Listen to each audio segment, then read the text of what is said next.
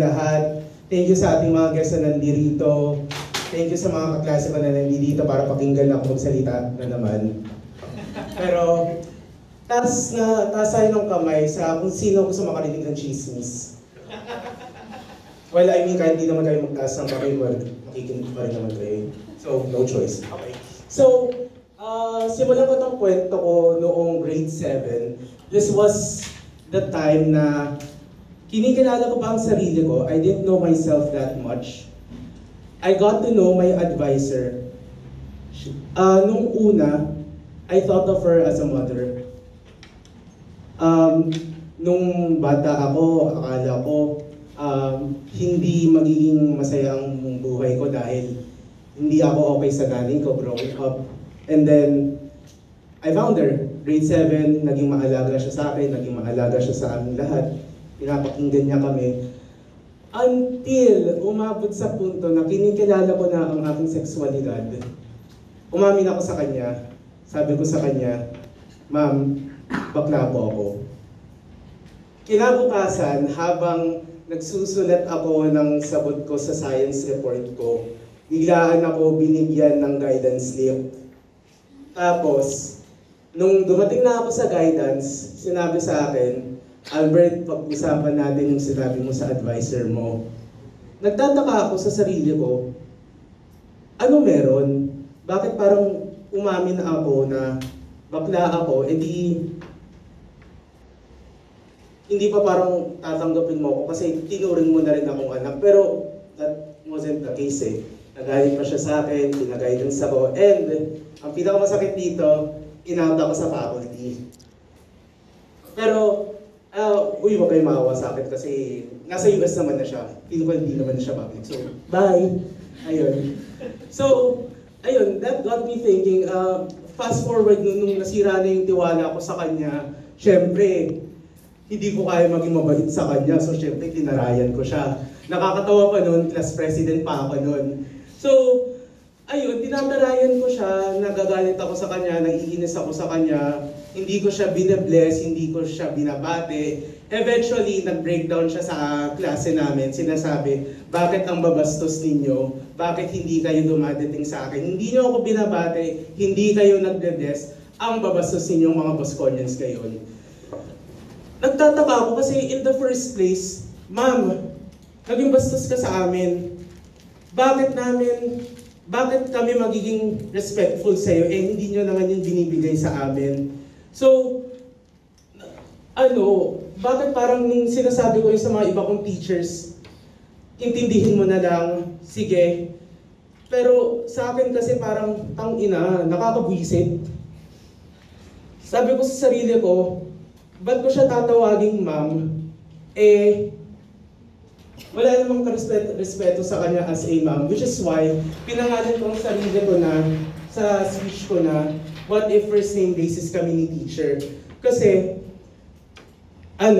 after yung grade 7, nung traumatizing year ko na yun, grade 8 to 10 naging okay pa ako, pero grade 11 to 12 dito ko na-realize na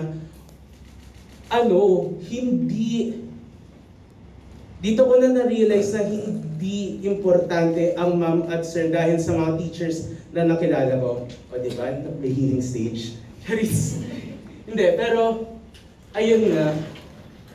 Grade 11 to 12, senior high school, mas naging relax yung mga teachers ko compared nung junior high school. I remember yung grades 12 ko, last year ko nung grade 12 sa Don Bosco, nag-ano na ako, I got to know a lot of teachers sa faculty. Naging tambay ako sa faculty, ako yung naging paborito nila sa faculty, paborito nila akong utusan. Sige, gawin natin. Tumatambay naman ako sa office ninyo. Tapos, umabot din sa punto na may mga teachers akong nakikilala na nagulat ako for the first time kasi sabi nila sa akin, "Wag niyo na akong tawagin sir, tawagin niyo na lang ako sa first name ko." Kasi nakakagulat naman eh. Lumaki kami na disiplinado dapat ang mga Bosconians, dapat maging marespeto ang Bosconians, dapat binabless namin ang mga teachers. Pero sa kanya, wag ka mag-bless sa akin kasi I find it weird, it makes me feel old.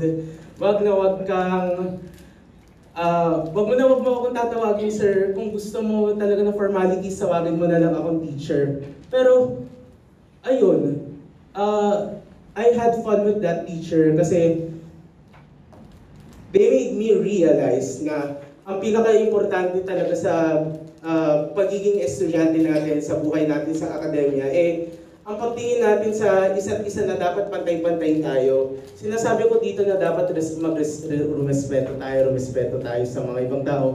Pero ano ba ibig sabihin talaga natin ng respeto? Taas ng kamay sa mga nakakaisip ng ano yung paraan ng pwede natin magbigay ng respeto sa mga nakakatanda, specifically sa mga teachers natin. Taas ko yung kamay. Ayun, yan. Magsabi ng po at opo. Magsabi ng po at opo. Ano pa? Yes. Ang pagpasok on time. Yun, pagpasok on time. Ano pa? Okay, sige, sirit na tayo. Ayun. So, tama naman yung mga sinabi ninyo, pero specifically, gusto ko i-focus on pagtawag sa kanila ng ma'am at sir. Kasi, I don't know, ever since I've stepped into UP, I graduated in Don Bosco, nadala ko yung ugali sa akin na ang pinaka-importante talaga sa buhay natin or yung pagiging estudyante natin, yun nga yung pagiging pantay-pantay sa isa't isa, dapat tinitingnan natin yung sarili natin bilang someone na kaya makipagtunggali sa mga mas may alam. Kasi ayun, share ko na lang rin na wait lang, sorry, nasabit ko. Ayun.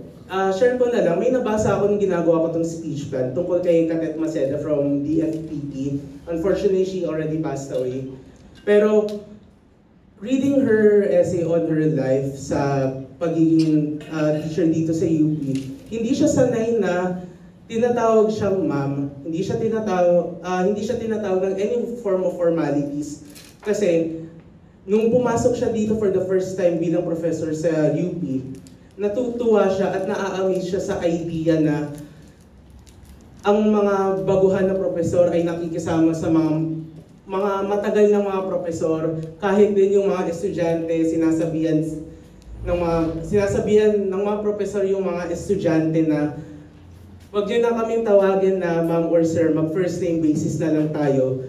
Dahil naniniwala si Cadet Maceda na kapag nagtuturo tayo sa akademya, sa dialohikang metodo, mahirap ituro ang ganung klaseng mahirap ituro ang dialectical na methodology kung ang tingin ng mga estudyante nung una ay mababa na sila.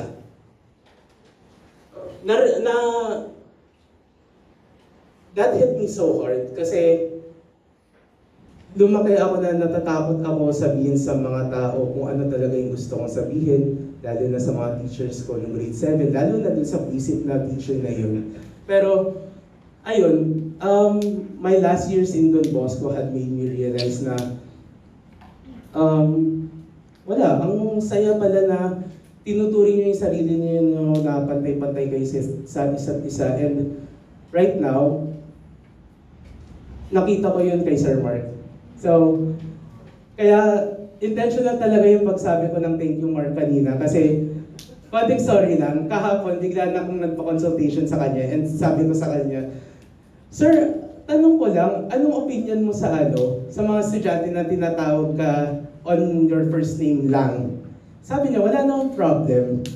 And dagdag pa dito, sabi niya na ito talaga yung nag-stick sa akin kasi sabi niya sa akin, hinahayaan niya lang daw tayong tawagin siyang sir kasi it's been the default.